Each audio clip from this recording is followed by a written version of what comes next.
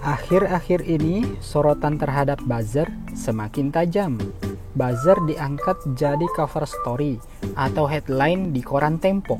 Media yang dikenal kritis terhadap pemerintah ini menyoroti para selebritas dan influencer yang mengaku dibayar untuk menggiring opini Omnibus Law RUU Cipta Kerja. Kita tahu, RUU itu menuai kontroversi.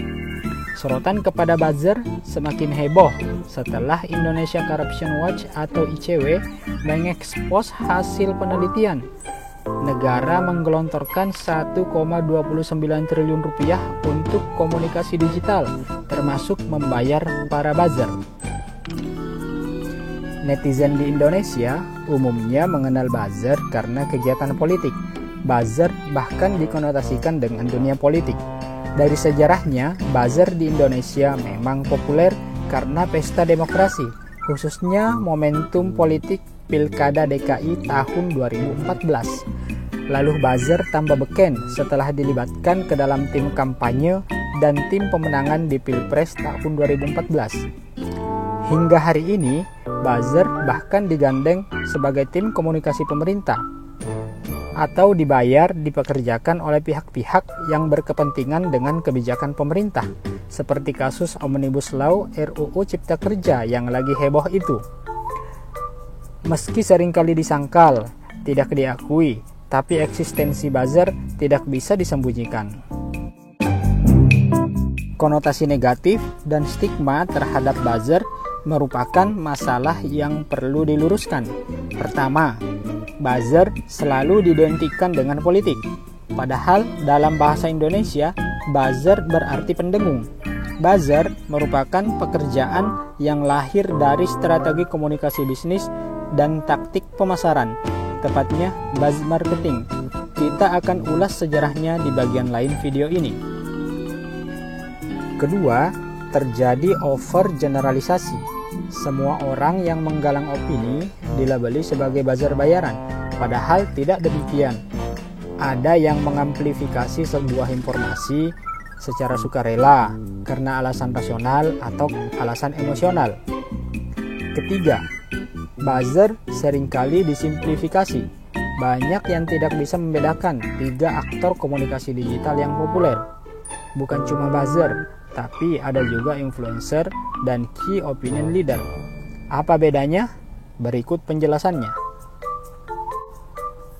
Membedakan buzzer, influencer, dan key opinion leader cukup mudah. Salah satu indikatornya dari tingkat pengaruh dan jumlah pengikut atau followers di medsos. Pertama, buzzer. Buzzer umumnya tidak memiliki pengikut yang banyak. Satu akun buzzer bisa saja hanya punya 10 atau 20 followers. Kadang-kadang followers palsu. Tapi mereka ini aktif menumpahkan konten dengan volume tinggi di berbagai platform digital. Tugasnya memang membuat satu pesan terus berdengung. Kekuatan buzzer terletak pada volume dan intensitas mengirim pesan.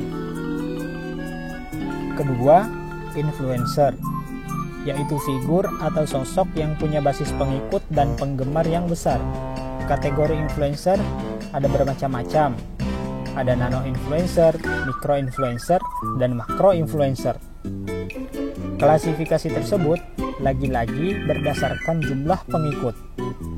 Micro influencer misalnya, biasanya mereka punya pengikut 5.000 atau 10.000. Sementara makro influencer memiliki lebih dari 10.000 followers. Yang ketiga, nah ini mungkin agak asing, yaitu key opinion leader. Merupakan sosok figur yang biasanya punya kapasitas atau keahlian di bidang tertentu, di mana dia jadi rujukan atas bidang tersebut. Misalnya, ahli di bidang otomotif, pakar di bidang ekonomi digital, seorang konsultan keuangan atau penasihat keuangan, dan tema-tema spesifik yang lain. Nah, sekarang sudah bisa memilah bukan? Mana buzzer, mana influencer, dan mana key opinion leader. Selanjutnya, kita akan bahas sejarah buzzer. Mungkin akan muncul beberapa versi tentang sejarah buzzer.